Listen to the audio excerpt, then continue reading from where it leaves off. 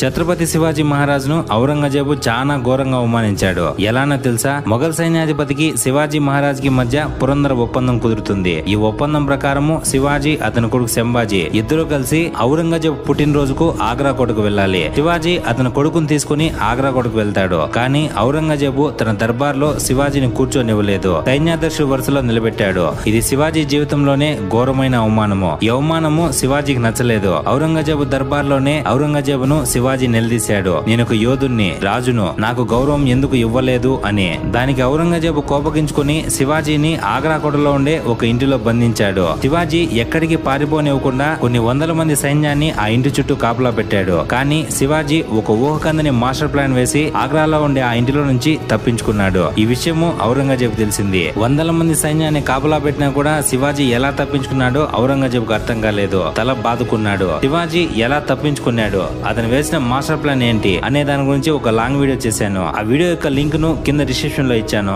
అక్కడికి వెళ్లి చూడండి.